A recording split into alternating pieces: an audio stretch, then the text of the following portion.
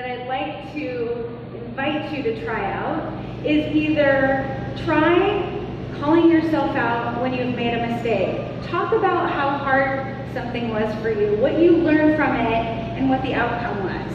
So you may do it in the moment. You may just recall, maybe you have a moment with your child and you recall a moment and share with them, and then if they're old enough, ask them to share a similar situation, and you may need to coach them a little bit to understand what it was they learned and what they could do different. But it's an important dialogue to start having with our kids.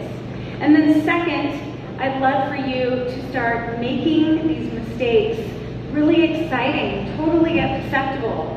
And one of the kind of mantras that I use, and I'm also trained in positive discipline, is that mistakes are simply opportunities for learning. And children need to hear this. They don't need just to see it, but they need to hear this message over and over again. Because some kids have a really hard time accepting mistakes.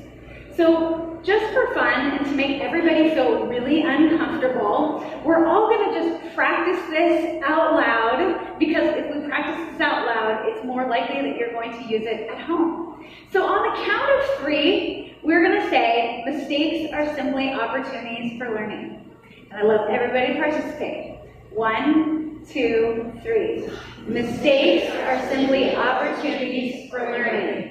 They need to hear this message. They need to see you modeling this for them. Okay, so we've got kind of 2 things that we can work on. Just general awareness about what we're modeling, and then embracing these mistakes. The third thing I want to get to, but I want to give you a little bit of background and share some really important research. So back in the 1970s, I was around, I know many of you weren't, there was a self-esteem movement. And the belief was that if we praise our children, if everybody gets a trophy, whether they win or lose, that they're going to feel more secure, that they're going to develop into healthy adults. And unfortunately what happened is it backfired. It was the opposite. We produced a lot of kids that were not so secure. And so Carol Dweck, and I think somebody may have brought her name up already, Carol Dweck is a researcher at Stanford, and she got very interested in this topic. And so I'm going to share a little bit about the work that she's done in looking at praise, the effects of praise, and then we're going to talk about what we can do instead. So, this is the seminal mindset study that Carol and her colleague Claudia Mueller conducted, and they got together about 128 fifth grade students that were all like the same level. And what they did is they gave them 3 tests. And what they were looking for is whether or not the feedback that these children got influenced them, and if there were some unintended negative consequences. Mainly, is this forcing a fixed mindset on our kids, and are they less likely to be resilient when they hit challenges? So they took these kids and they split them into 3 groups. They gave them the first test. Now the tests that they gave them, they were IQ tests. They were culturally sensitive, so it was a random drawing. So they put kids in 3 different groups, and after the first test, they said, wow, you did really well, to the first group. The second group, they said, wow, you did really well, you must be really smart. So they praised their intelligence. And the third group, they said, wow, you did really well, you must have worked really hard. And that was the end of the first test. And then they decided to give all the children a much more difficult test. And the goal was really to set them up to fail. So they gave them this challenging test, and really nobody did well, and everybody got the same feedback. They were told, you know what, not so good this time, and left it at that. And this is where things get really interesting. So the third test was equally challenging as the first one. So It was the same ability, same things that they were being tested on. And what they found was that the control group, their performance stayed pretty much the same. You can see there's a little bit of an increase, and that's probably just because they had some practice at this test. The intelligence group, and they were being praised for their intelligence, they actually did significantly worse on this test. And the effort group did better. And what they found was when kids are praised, we set them up. We set them up because now they think they need to maintain this.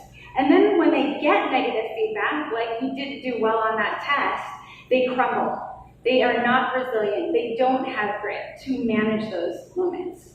So we learned from numerous studies, this is just one of her studies, that praise can do a little bit of damage. So I just want to share with you, we're not going to focus on praise, but just so you kind of have a general idea of the outcomes when we use praise. And this is not to say that you should never praise your child.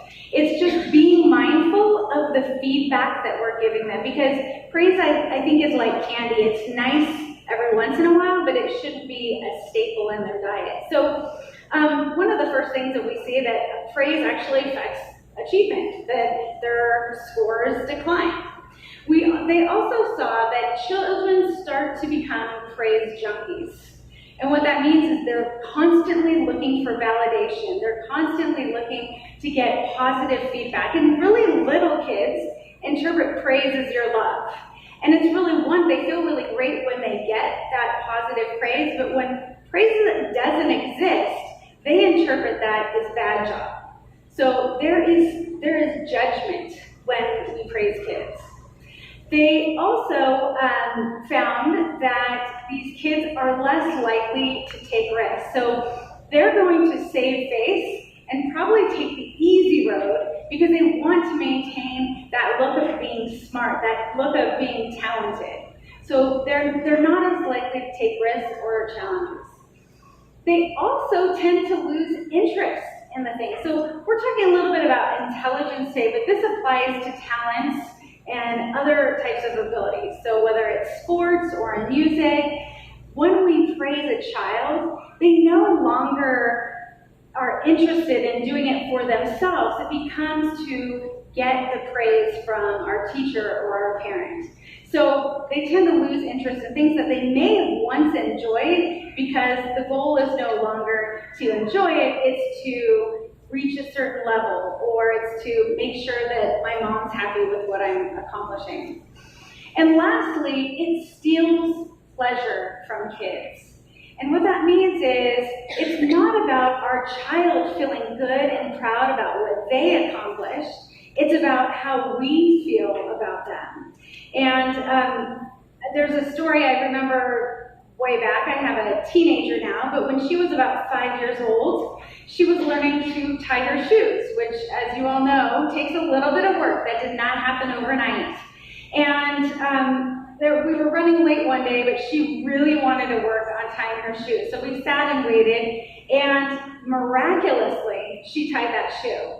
Did I want to get up and party and do the shoe dance? Yes, I did. But I knew about this research. So I just kind of sat there and waited, and it was really amazing to watch her face just light up and get to tell me, Mom, I did it. I tied my shoe all by myself.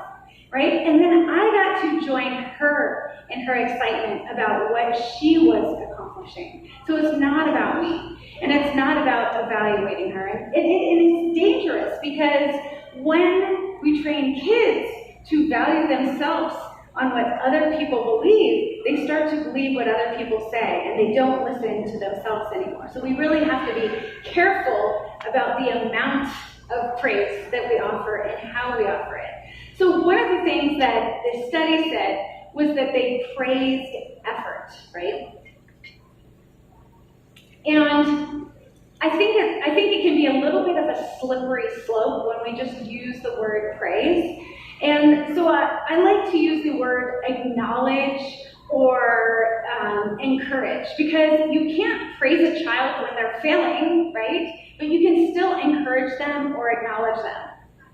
And there's lots of things that we can encourage and acknowledge them for. We can acknowledge the effort that they put in to the work that they're doing. Wow, you spent a whole hour working on those math problems, right? Or you stayed up really late. Or you went in and after school and got help from your teacher. So there's a lot we can do around the effort. We can talk about different choices or ideas they came up with solving problems. We can identify when they've chosen to do something difficult, right? They've taken a risk. So we can acknowledge some of those things, like, wow, you chose the hardest project out of all the projects your teacher offered you to do. And we can acknowledge what they're learning and how they're improving without putting the value or the judgment in the statement.